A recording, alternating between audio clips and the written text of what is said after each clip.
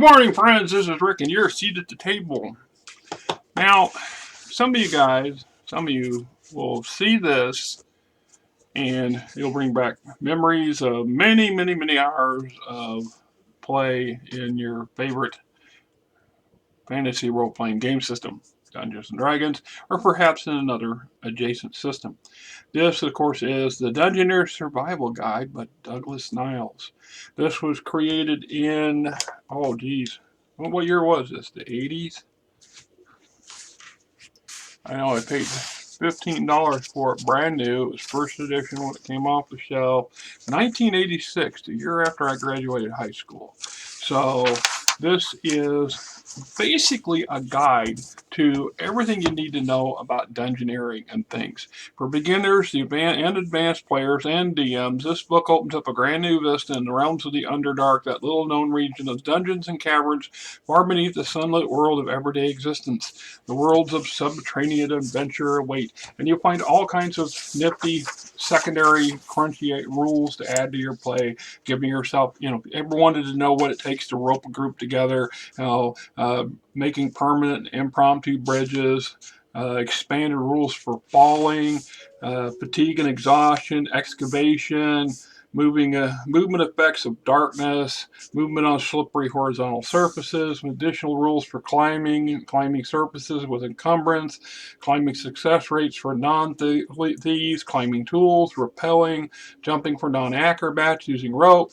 I mean, the list just goes on. Then we go down here, the underground environment itself, how about the air supply, duration, the effects of fire and smoke, poisonous and noxious gases, ventilation, odor detection, cave-ins, causes of cave-ins, random occurrences, effects of cave-ins, hyperthermia as an optional rule, magnetic effects of lodestones, the NPC reactions to long underground adventures, structural decay, underground waterways, mining, new equipment, improving your play, fighting effectively, creating diversions, speeding up play, creative underground, spell use. 61. Just for fun. It's been a while since I went back and reviewed this one, and I did a video of this a couple years ago. It's on this channel somewhere, and I probably will in the future eventually come back around full circle and touch on this book.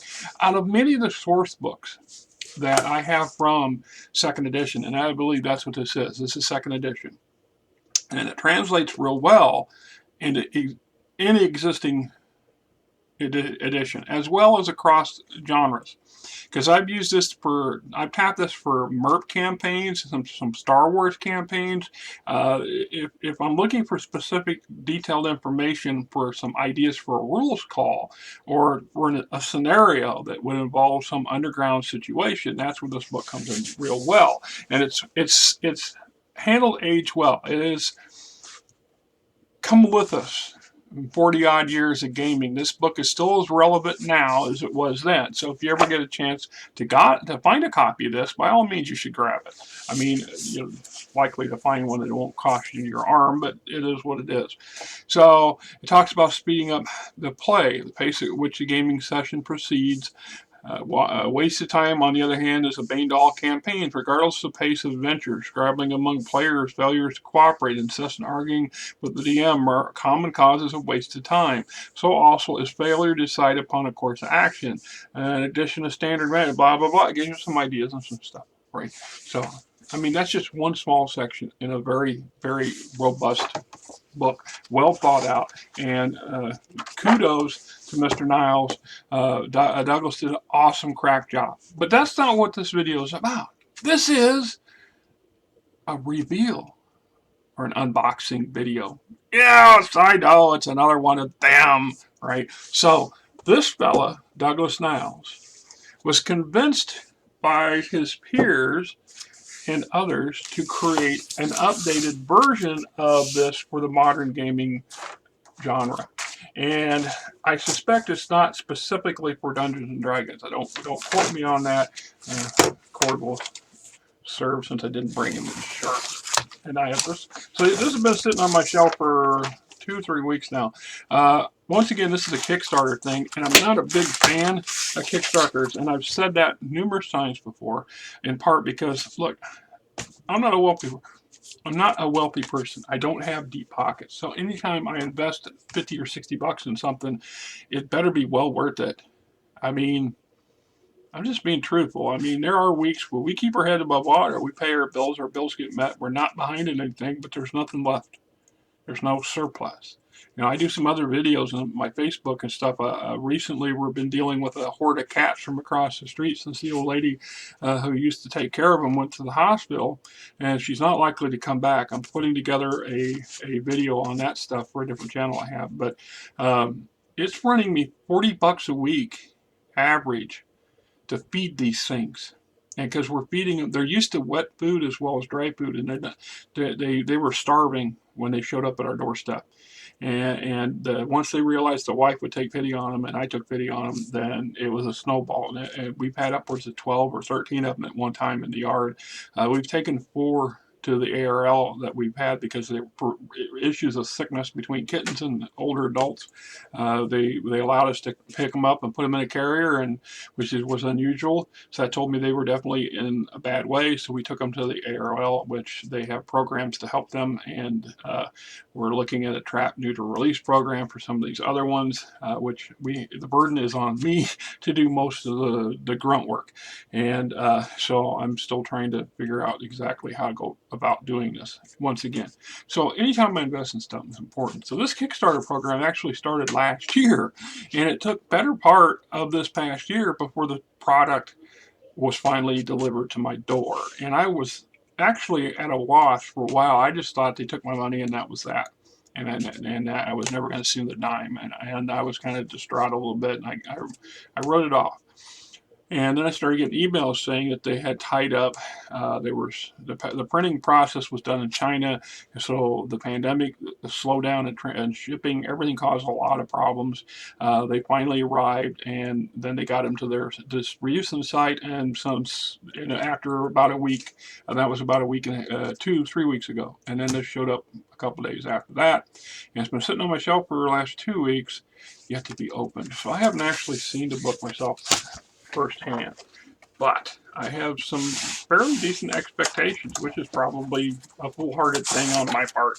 All right, so this is the Survivalist Guide to Spelunking, and there's nothing else in the box, so the box can go to the recycle bin, and we have.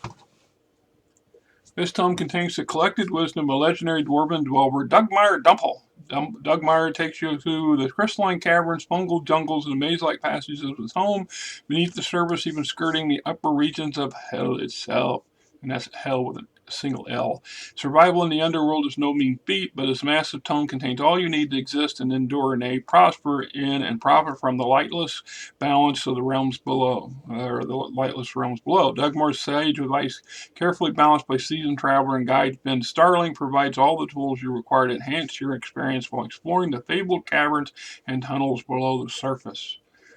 We have a comprehensive taxonomy of cave types, expanded climbing tools and rules, advice for designing, mapping, and running 3D environments, modular rules for momentum and chases, rules for mining minerals and exotic ores, streamlined rules for tracking supplies, forging and hunting rules, detailed segmented spellcasting and combat maneuvers, rules to make tactical combat puzzles, highly modular hazard generators, comprehensive notes on light and darkness, a breath engine for exploration of flooded caverns or spore-choked jungles, rules for hypothermia, hypothermia, and more exotic afflictions like shroomitis. Lethal hazards of elemental border regions, a glimpse of the lightless abyss, and the upper regions of hell with a single L. And I do not think that was intentionally a typo. So this was $39.99 plus shipping and handling, plus another $6, I think, all total. It was close to 50 bucks by the time it was done. So the credits are Theograph Douglas Niles of the previous book fame, and Stephen Yeardley. Stephen Yeardley as a game designer, Theograph I've never heard of. Stephen Yeardley I have, and I know I got a number of products with his name in it someplace. So we're definitely not going to be, invest in this the whole video. I just wanted to get it open and kind of pop our way through it. So an introduction from Dungeoneer Dumple. All right, let's see what Douglas Niles. says, I'm delighted by the work Thilo and Stephen have done to create the Survivalist Guide to Spelunking. It makes me proud to know that the Dungeoneer Survival Guide, released in 1986, played some small part in inspiring this excellent creation. The DSG came out at a time when the game we all know and love was in the middle of evolution from first generation, albeit groundbreaking system into the elaborate, virtually limitless role-playing engine that became later editions. Now, more than 4 decades later, that process of maturation continues to improve and amaze this product you hold in your hands. So, there you have it from the original author. So this is an expanded version, updated, and I've got the impression that it is good for any fantasy role-playing game system, and truth, probably any role-playing system that's dealing with the underground situations. There are a lot of things that would translate into any game system that's dealing with an underground environment, in my opinion. The artwork aside, perhaps, I don't know. Some of it might still be applicable.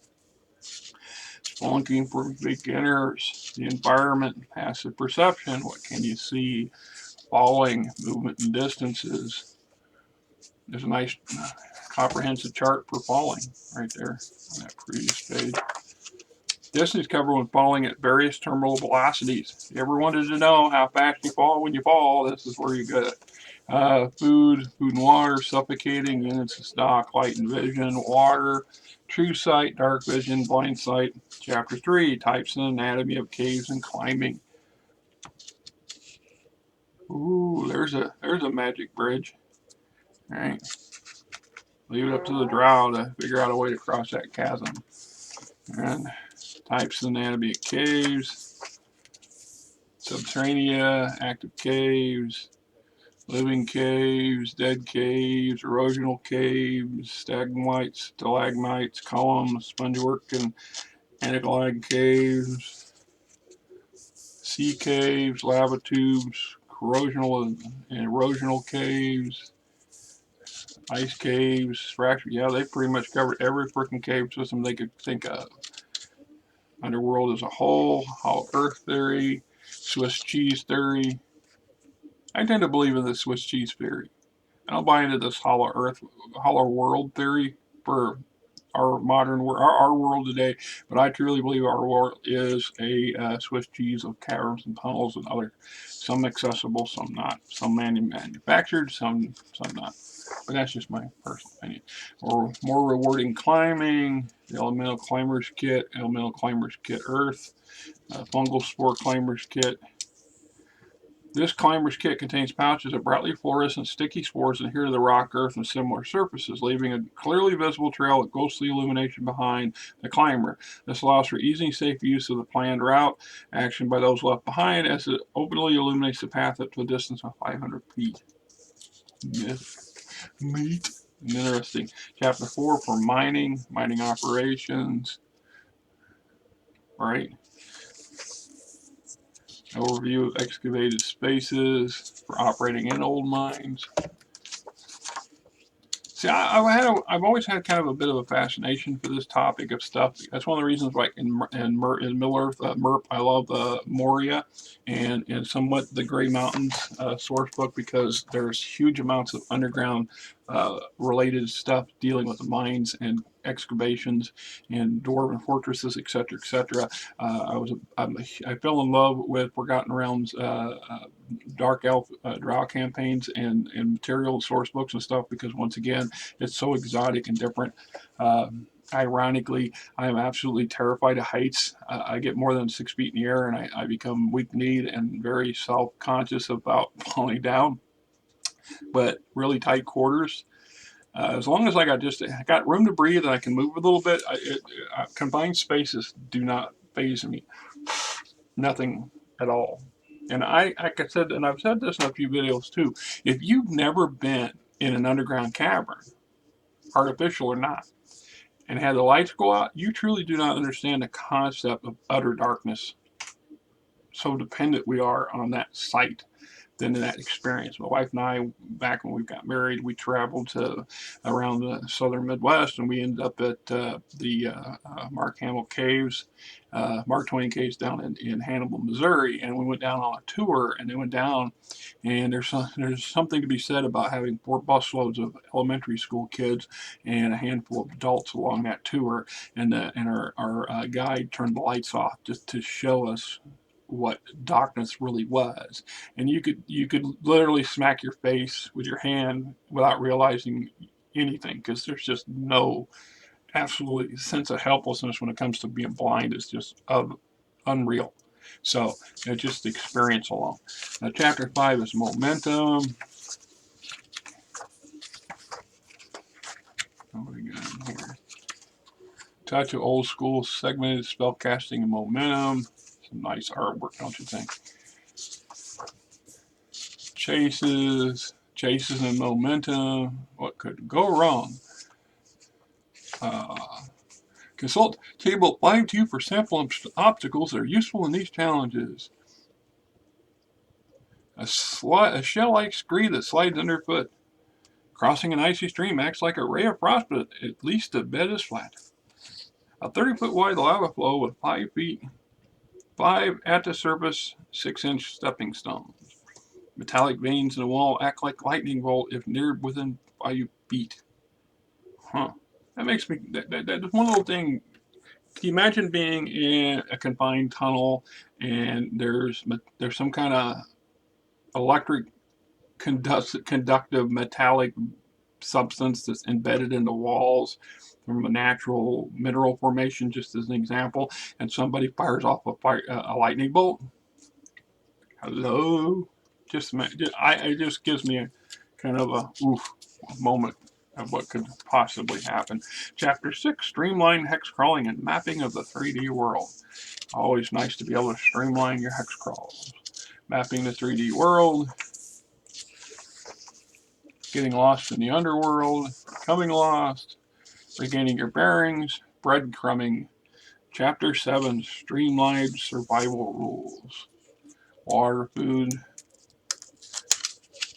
Survival in the deep frontier and similarly harsh environments. See, now I've noticed that they've done a really crack job of avoiding any kind of specific game genre or system terminology so far. They're not talking about Dungeons and Dragons or Pathfinder or a score of other game systems. This is a generic approach that would allow it to be useful for all across the wide range of gaming material, and that's just an observation based on what I've glanced at so far. I am looking forward to really getting into this and spending some time doing some reading on it, because there's so much information. There's so much stuff to get through. Chapter 8, Foraging and Hunting Rules. Foraging, harvesting, hunting.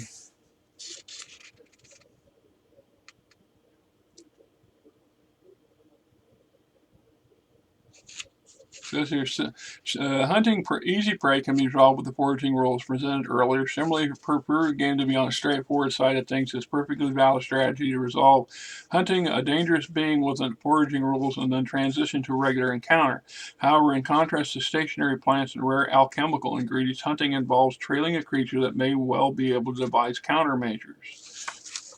All right. Oh, hey, I just seen that. I didn't realize that they've included a nice, nifty page marker. Oh, isn't that nice? Now, I would like to see that in a lot of source books. This would be a beautiful thing to help keep you from dogging up your books. I mean, this is what, after, I learned a long time ago to use paper, but the problem with paper is they have a tendency, as you well know, to fall out. So we got hunting, as opposed to dogging the rules or putting markers. I've done those before on some books. The problem with them over time is they get bent, they tear, and they mark up the pages and they damage them additionally. And a lot of these older books, I mean, you know this from fact, if you got any game material from old school stuff, and the older you got, the more fragile it is. they don't hold up well. I mean, these FASA books are awesome stuff, but after 30 years, the bindings are given up, and you have to be really cautious about the pages slipping out and losing them, or getting them out of a sequence, and then it's a pain in the backside. So I'm really cautious about a lot of that stuff now. That experience, things like that, what have you. So light and darkness, chapter 9. Crucial element of any underground adventure, the lack thereof or the ability to see therein. You know, that's always been kind of from the earliest campaigns of dungeon crawls and stuff, when before the characters reach a level where they can have magical light capacity, having the ability, forcing them to utilize and account for things like torches and lamps and lamp oil and stuff like this. This is the reason why that stuff's in the basic equipment guide lists, because it's a crucial stuff and we take it for granted. And if you're creative and crafty, you can use them to make dramatic moments. What happens if in the middle of a fight somebody accidentally trips over the lantern and knocks the light out, or the torch gets dropped? What about fighting? You know, I got my shield and my sword out, but you were just holding the lantern. What did you do with the lantern? You're holding the lantern and your shield? Okay, no, right? I'm just, you know, an observation. Different curbside lamps, cello lamp, enslaved spirit, flicker flashes, mushroom stick, portable portal lamp, either invented by a mad deep gnome or a crazed mage, someone who was both these lamps are semi-stable, fist-sized portals into another plane, where while they may shed bright light of up to 30 feet radius and dim light for another 90 feet, there's a cumulative 1% chance each day that something comes through the portal or attempts to rip it apart. Proximity to amber roads may also trigger a tear in the angular fabric. All right, so somebody's come up with a way to cut a hand-sized portal that opens up into a very brightly lit environment. So you ever wondered how somebody could come from Dark Sun to Bay Run? That is a possibility. Right. Darkness. Timetable for becoming one with the darkness. 16 years. Invisible to creatures not suffering from the effects of this table, contact with non-darkness deities is lost. 320 years. Breathless in the Underworld, Chapter 10, dealing with the lack of air, which also applies to water. Medium, sizes beyond medium and breadth. Suffocation, variant takes to suffocation. Optional variant rules, more attacks, less breath. The more vigorous you are, the more oxygen you consume. It just is what it is, right? Airborne hazards. Optional rule. Damn it. If you want to decrease the deadliness of the rules presented here, consider the following. A creature has asphyxiated has a grace period of 1 minute. If during this time it reaches the air and is treated by a creature proficient with the healer's kit, the chances of reviving. The creature using the healer's kit gets a single DC 25 wisdom check made with the healer's kit. This check takes 1 minute on uninterrupted work. On a success, the suffocating creature revives this stable 0 hit points, has 4 levels of exhaustion, unless previously already had 5 levels of exhaustion, etc., etc. I didn't read that very smoothly. Repercussions of implementing this system. Why use these rules? Why bother using the breath engine at all? Because this rewards the player's agency. It rewards those who act wisely, considering the expedition, environment, and careful use of their actions to get the most out of the engine. It suggests that virtually all gases and gas-like hazards use it as presented here. In addition, these guidelines will add to efficiency. Interesting. Chapter 11, Underworld Hazards. Chapter 12, Complex Hazards, Elemental Boundaries, and the Beyond. Right. There is a lot of interesting stuff here. Good stuff.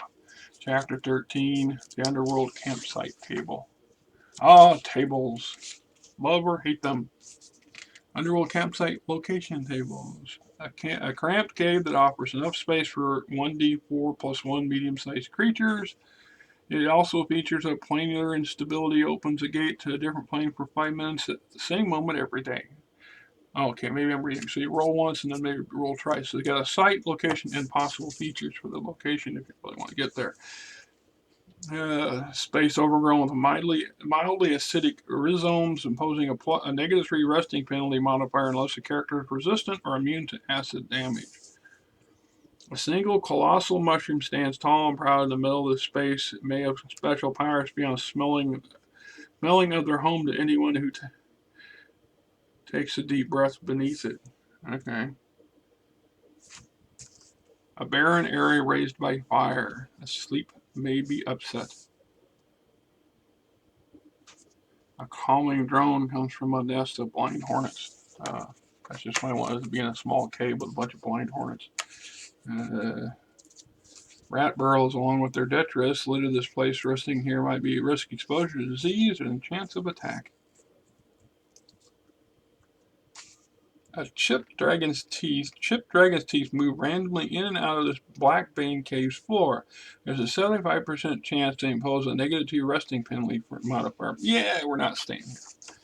Chapter 14, Foraging and Hunting Tables by Biome. More tables. I love my tables. Some people don't. Some people find them a pain in the butt. Some of them find them archaic. I don't. I really truly love the ease and convenience of them. Plus, they give you so many ideas. I can't tell you how many times I've come up with, I had an epiphany or stumbled across an idea for a scenario in a campaign just because I read something in some table that's unrelated to what's going on, and I thought if I turned it this way and I changed it a little bit, ooh, wouldn't that be an interesting scenario or encounter or possible puzzle or challenge? Chapter 15, Underworld Environmental Conditions. All right. It's interesting. Okay, this whole thing is based on the environment in itself. It's stuff. Oh, you modern square loving whatever is today. This is the old school. This is my go-to for maps. I have always been a hex fan. I'm not a big fan of the modern square version of stuff, which I'm surprised they didn't add one of those in here too. I mean, here's an example. This is a map of a current encounter that's going on with a group I'm running in D&D Beyond, and you can see I'm using a hex map. What you may or may not be able to see is what this says here. This hex map a product I bought from Game Sciences in 1987. Game Sciences, including their address at 1512 30th Avenue, Gulfport, Mississippi. 12 millimeter hex by 4 square per inch grid. Right? I have a whole book of these things. And so I took one and I took the book. I didn't want to tear the book apart. I took it to work. I used the Xerox to make a copy of it, and then I drew what I wanted on there, and then I went back and I Xeroxed another copy of it. So I have several blank versions of this for other purposes, for future encounters or environment in my game. So I just love the hexes. I do. So there you go. This is just from what I've seen so far, I'm impressed. The book itself is pretty solid. I can't tell. It don't look like it's probably glued. I don't see it that it's stitched. That would be another level of expense, and people just don't do that kind of level of bookwork. But the cover is got a bit of rough texture to it.